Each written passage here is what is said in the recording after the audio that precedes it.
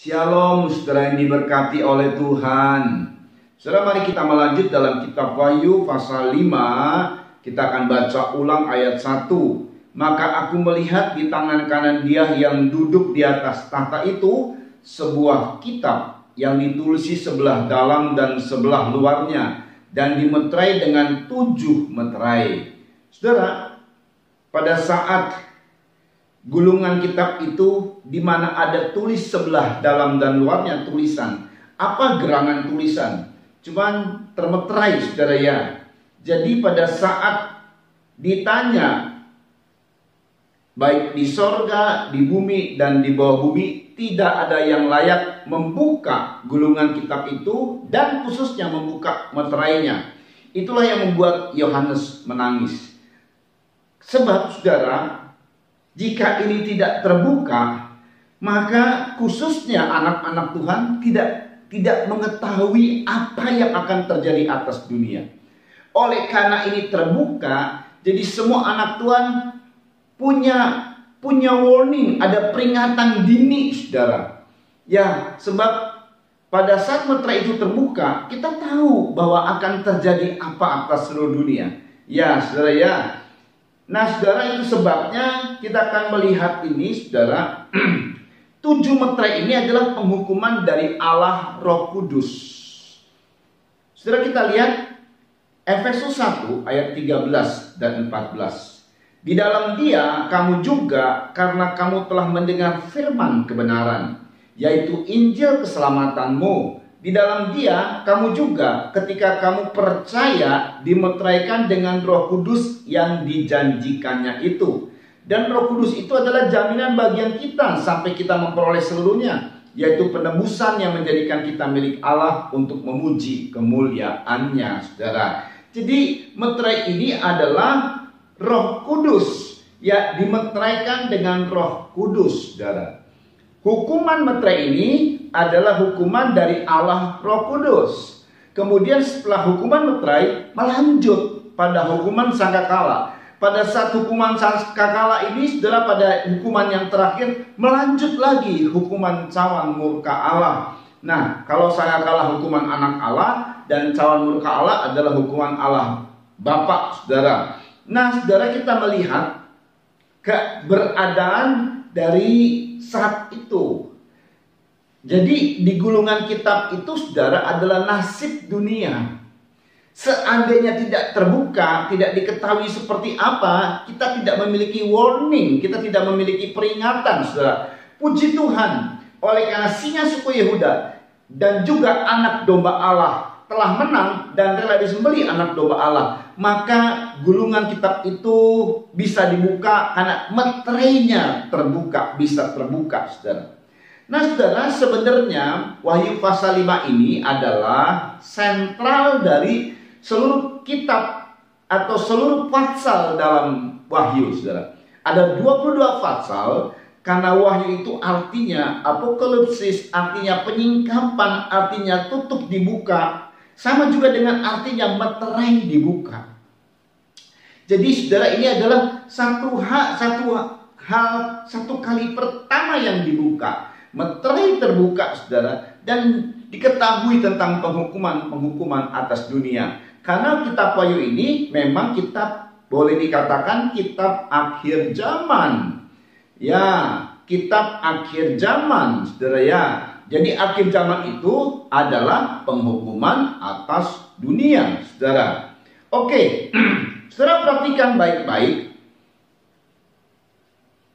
Saudara, akhirnya meterai itu terbuka oleh karena pemunculan singa suku Yehuda dan anak domba Allah, saudara. Ya, kita melihat ulang lagi ungkapan dari Wahyu 5 ayat 4, saya baca, maka menangislah aku, maksudnya Yohanes, dengan amat sedihnya, karena tidak ada seorang pun yang dianggap layak untuk membuka gulungan kitab itu ataupun melihat sebelah dalamnya. Lalu berkatalah seorang dari tua-tua itu kepadaku, jangan engkau menangis, sesungguhnya singa dari suku Yehuda, yaitu Tunas Daud, telah menang, sehingga ia dapat membuka gulungan kitab itu dan membuka ketujuh meterainya, saudara. Lalu ayat 6, maka aku melihat di tengah-tengah tahta dan keempat makhluk itu, dan di tengah-tengah tua-tua itu berdiri seekor anak domba seperti telah disembelih, bertanduk 7 dan bermata 7. Itulah ketujuh roh Allah yang diutus ke seluruh bumi. Nah, sekarang perhatikan baik-baik.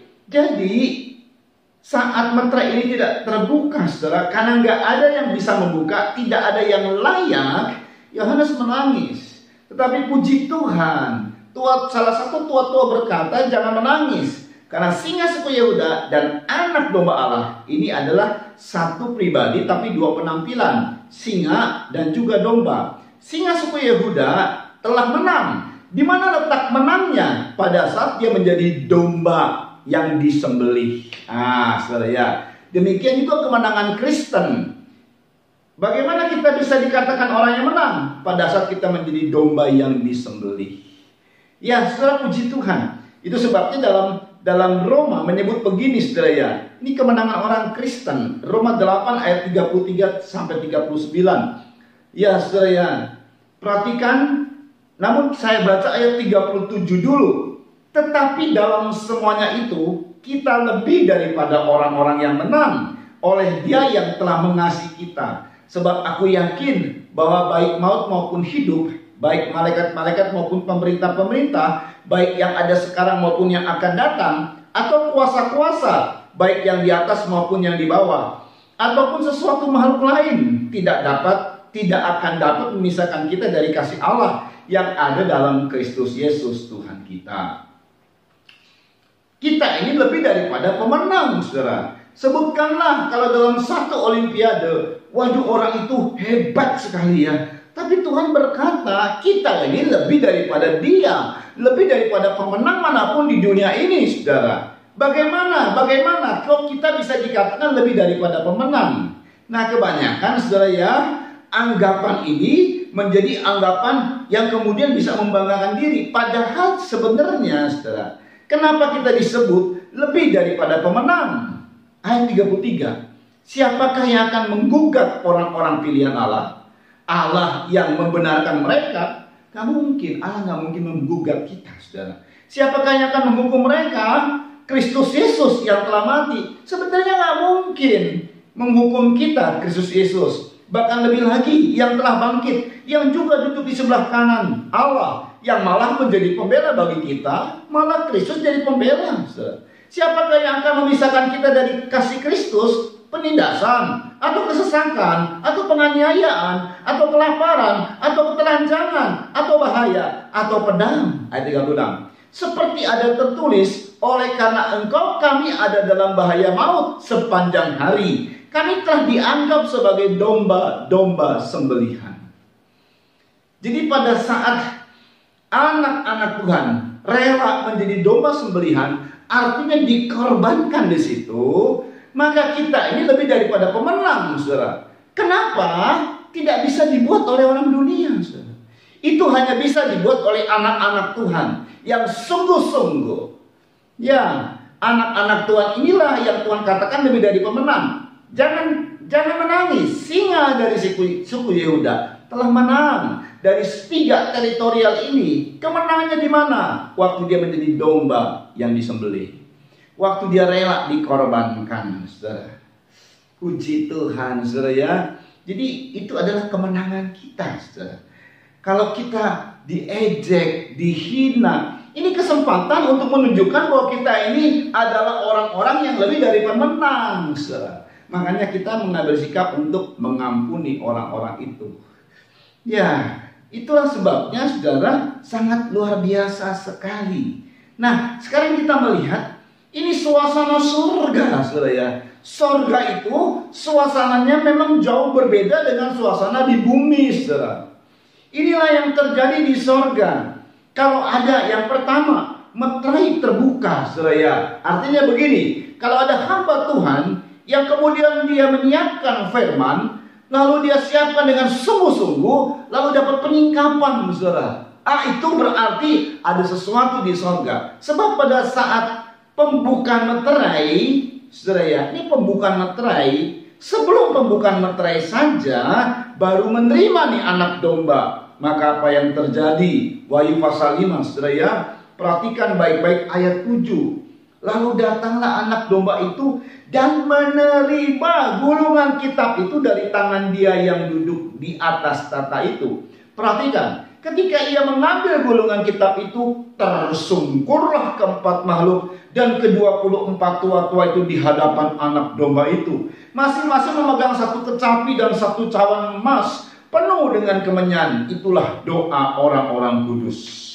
Nah, saudara, bayangkan loh, seluruh doa orang-orang kudus itu bisa aktif, bisa terjadi, bisa menjadi satu cawan yang penuh dengan dupa yang harum di hadirat Tuhan kalau ada firman yang disingkapkan, saudara. Itu yang pertama. Karena baru menerima saja sudah ada satu hal yang luar biasa. Yang kedua, kalau ada orang yang rela untuk disembelih, ini orang Kristen tentunya, ini anak Tuhan tentunya, rela disembelih dan dia tidak marah, dia mengampuni orang-orang yang mengorbankan dia, yang membuli dia, persis seperti yang Yesus kerjakan. Maka di sorga terjadi satu penyembahan yang luar biasa. Ada bukan cuma sekedar sorak-sorai, tapi satu penyembahan yang luar biasa, saudara ya. Lalu kemudian juga, dan mereka menyanyikan suatu nyanyian baru, katanya, engkau layak menerima gulungan kitab itu dan membuka meterai-meterainya, karena engkau telah disembelih dan dengan darahmu engkau telah membeli mereka bagi Allah dari tiap-tiap suku dan bahasa dan kaum dan bangsa. Dan engkau telah membuat mereka menjadi suatu kerajaan dan menjadi imam-imam bagi Allah kita. Dan mereka akan memerintah sebagai raja di bumi. Nah, saudara, saat Yesus sebagai raja, dia ditampilkan sebagai singa. Demikian Yesus sebagai imam besar ditampilkan sebagai korban pendamaian, yaitu domba yang disembelih, saudara ya. Nah, pada saat dia berhasil melakukan itu semua, maka juga dia serahkan kepada kita, sehingga setiap kita ini menjadi imam dan raja, saudara. Oleh karena korban Kristus, itu luar biasa sekali, saudara ya. Jadi kalau terjadi hal yang demikian ini, maka terjadi juga, saudara ya. Pada saat ada anak Tuhan yang menampilkan imam, di mana hubungannya dengan Allah, itu imam itu hubungannya dengan Allah, saudara ya. Sangat indah sekali, dan di mana dia berhasil di dalam hubungan dengan bumi, dia menggunakan otoritas raja dan berhasil, saudara ya.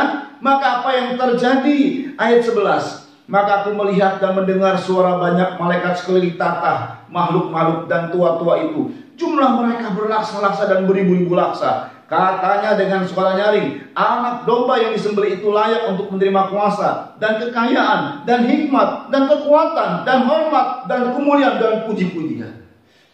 Dan aku mendengar semua makhluk yang di surga dan yang di bumi dan yang di bawah bumi dan yang di laut dan semua yang ada di dalamnya berkata, bagi dia yang duduk di atas tahta dan bagi anak domba adalah puji-pujian dan hormat dan kemuliaan dan kuasa sampai selama-lamanya. Dan keempat makhluk itulah kemuliaan Tuhan berkata amin. Dan tua-tua itulah pemimpin-pemimpin gereja dari perjanjian lama dan perjanjian baru, jatuh tersungkur dan menyembah.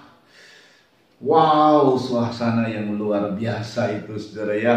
Dahsyat sekali.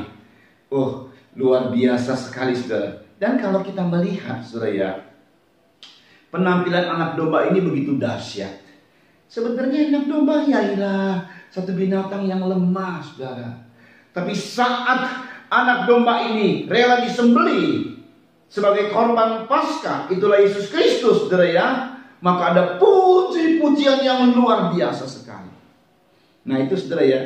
Jadi Tuhan itu juga meninggalkan teladan untuk kita menjadi domba-domba sembelihan seperti apa yang Paulus bilang.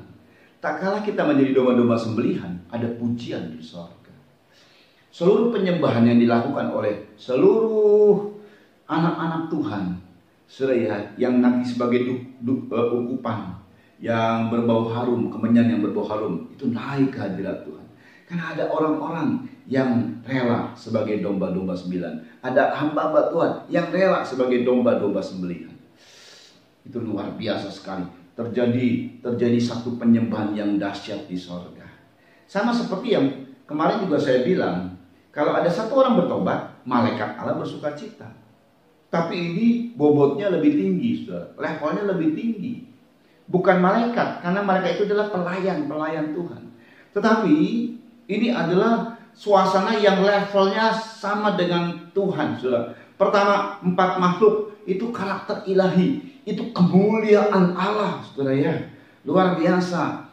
Lalu kemudian perhatikan adanya penyembahan yang dahsyat itu menggerakkan semua makhluk, saudara ya, dan mengakui bahwa sungguh anak domba Allah yang telah tersembelih itu layak menerima pujian.